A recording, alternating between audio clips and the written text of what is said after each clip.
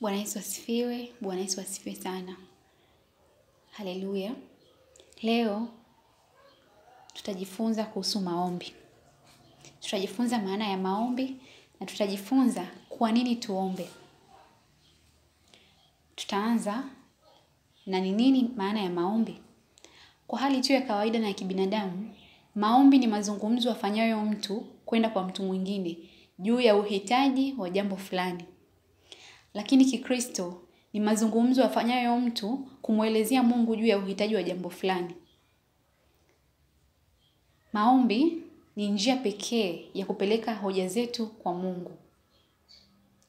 Kwa hiyo, maombi ni mazungumzo ambayo mtu anafanya moja kwa moja kwenda kwa Mungu, akimuomba mtimizie kitu fulani. Tukisoma katika Isaya 43:26 anasema, "Unikumbushe na tuhojiane. Eleza mambo yako upate kupewa haki yako." Kwa hiyo tunaona hapa kwamba maombi ni mazungumzo ambayo tunayapeleka kwa Mungu, aidha kumwambia kwa mara ya kwanza au tunakuwa tunamkumbusha kuhusu hoja zetu, tunamkumbusha kuhusu mambo yetu au tunamwambia kwa mara ya kwanza kuhusu mambo yetu ili tupate kupewa haki zetu. Tuje kwenye sababu sasa. Kwa nini Mkristo aombe? Au tuiweke hivi, ni kwa nini ni lazima uombe? Maana kuomba ni lazima mpendwa, sio ombi, sio hiari, ni lazima uombe. Je, ni kwa nini sasa ni lazima wewe kama Mkristo uombe? Sababu ya kwanza ni jukumu la kwanza kabisa la Mkristo. Yaani kwamba maombi ni mojawapo ya yale majukumu ya mwanzoni kabisa ambayo Mkristo anatakiwa ayatimize.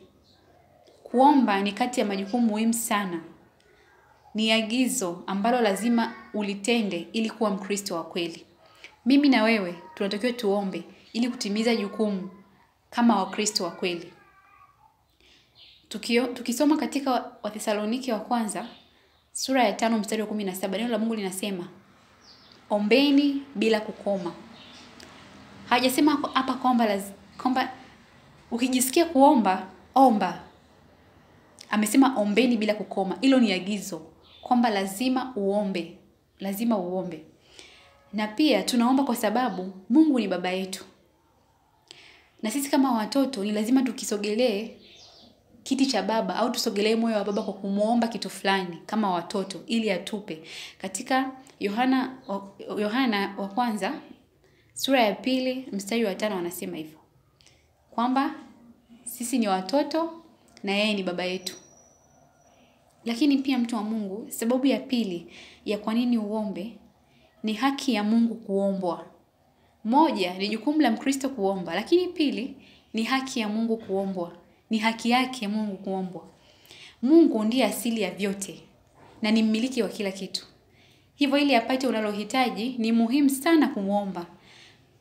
Na ni haki yake. Yaani maana yake kwa lugha rahisi, Mungu ni bosi wetu. Kama Mungu ni bosi wetu, unaikumbuka lugha unayoitumia kumwomba bosi wako kitu mkiwa ofisini?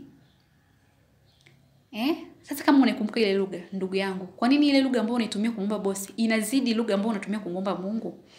Kuna unyenyekevu ambao unakuwa nao ukimwomba bosi kuliko ambavyo unamwomba Mungu. Kwa nini unyenyekei? Kwa nini humpi Mungu haki yake? Ni haki yake kuombwa. Tusome neno la Mungu katika Maombolezo 3:8 linasema, "Nikilia na kuomba msaada, huyapingi maombi yangu." Yes, God is supreme. Mungu ni mkuu. Kwa nini utake kumpa mtu au kitu ile supremacy ambayo unatakiwa umpe Mungu? Neno la Mungu linasema utukufu wangu asiguse yeyote. Kwa nini? Kwa sababu yeye ni Mungu mwenye wivu. Pia linaenda mbele zaidi, kuna sehemu inasema ya Kaisari mpe Kaisari na ya Mungu mpe Mungu. Kilicho cha Kaisari mpe Kaisari, kilicho cha Mungu mpe Mungu. Maana yake ni nini? Hebu tuache kuomba miungu. Tuache kugeukia miungu. Ushirikina, kuomba wafu, roho za mizimu, kuamini katika kumuomba mtu, wengine wanaomba miti. Yote hayo ni mambo ya ambayo tunatakiwa tumfanyie Mungu lakini tunampelekea Kaisari. Hiyo sio sawa.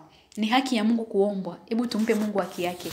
Neno lake linasema ikiwa watu wangu walioitwa kwa jina langu watajinyenyekesha na kuomba.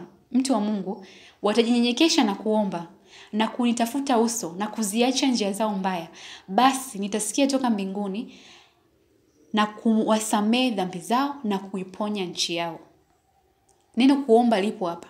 Maana yake, ili Mungu asikie kuomba kwako, ili Mungu asamehe dhambi zako, ni lazima unyenyekee na kumuomba. Lazima umpe hiyo haki ya kumuomba. Tunasoma neno hili katika Mambo ya Nyakati wa Pili sura ya 7 na mstari wa 14. Neno la Mungu linasema kwamba kuna kuomba. Kwa hiyo mtu wa Mungu, baada ya kutambua kwamba kuomba ni jukumu lako kama Mkristo, tambua pia kuomba ni haki ya Mungu, yeye kuombwa na sisi. God is the boss. Yaani Mungu ndo big boss yako. 3, sababu ya 3 kwa nini sasa mimi kama Mkristo na wewe kama Mkristo kwa nini uombe? Ndugu yangu, maombi ni silaha. Mtu anapoomba anatengeneza silaha itakayomlinda na matatizo mbalimbali. Kwa lugha rahisi, muombaji mzuri anakumbwa na majaribu. Hapa hata mtanisaidia pia na nyinyi wasikilizaji wangu na watumishi wa Mungu ambao mnasikia hili. Mtanisaidia hapa pia kwamba kwa lugha rahisi muombaji mzuri anakumbwa na majaribu, lakini yule asiyeomba anakumbwa na matatizo moja kwa moja. Muombaji mzuri ana silaha ya uhakika. Hivyo hapo vitani majaribu kutokea ni vipesi kuyashinda. Ndio maana tunasema anakumbwa na majaribu, lakini wewe usiomba matatizo yanakupiga moja kwa moja. Anguko lake ni baya sana yule asifanya nini? Asiyeomba. Kwa nini? Kwa sababu hajajitengenezea silaha ambayo inamlinda pale katika vita anayokuwa nayo. Pia tunaona kwamba mtu wa Mungu kujua tu kuwa unaishi, jua upo vitani. As long as wewe upo hapa duniani na unaishi, upo vitani. Upo vitani wakati wote. Hivyo jenga silaha itayo maombi, ikinge mishale yote katika uwanja wa vita. Haleluya. Maombi ni silaha. Maisha ni vita. Kama maisha ni vita na maombi ni silaha, kwa nini sasa tusibebe hiyo silaha jamani? Kwa nini tukubali shetani atuchezee? Kwa nini tupigwe na matatizo? Hapana. Hebu leo mwambie Mungu, mimi nataka majaribu sio matatizo. Maana majaribu nitavuka nikiona kama matatizo, maana yake mimi sio mtu wa kuomba. Tukisoma Wakorintho wa pili sura ya 10 mstari wa 4 inasema, maana silaha za vita vyetu si za mwili, bali zina uwezo katika Mungu hata kuangusha ngome. Haleluya. Maombi yanaangusha ngome. Hebu niambie ni ngome gani ambayo unaona kwako unaipitia saa hizi, ambayo ni ngumu kiasi kwamba unaona kama maombi hayawezi kuangusha? Hakuna ngome hivyo. Haijalishi ni ugonjwa, haijalishi ni tabu ya namna gani, maombi yanaangusha ngome. Anaenda zaidi anasema, vaeni silaha zote za Mungu mpate kuweza kuzipinga hila za shetani. Tulisema kwamba maisha ni vita, tuko kwenye vita. Kwenye ule uwanja wa vita, shetani ni adui wetu wa kwanza ambaye analeta hila nyingi sana. Lakini tunapokuwa tunabeba silaha inayoitwa maombi, tunaweza kufanya nini? Kumwangusha shetani na hila zake. Kijana mwenzangu ambaye unaona kuomba ni ushamba, naomba nikuambie, hicho unachokiona kwamba wewe ni kawaida ndio ushamba. Please, naomba uombe. Omba sana kadri uwezavyo, kwa sababu maombi ni silaha. Haleluya. Twende sababu ya 4. Ni nguvu yetu na ni ujasiri. Maombi ni nguvu yetu na pia ni ujasiri. Mpendwa wangu, uingiapo katika maombi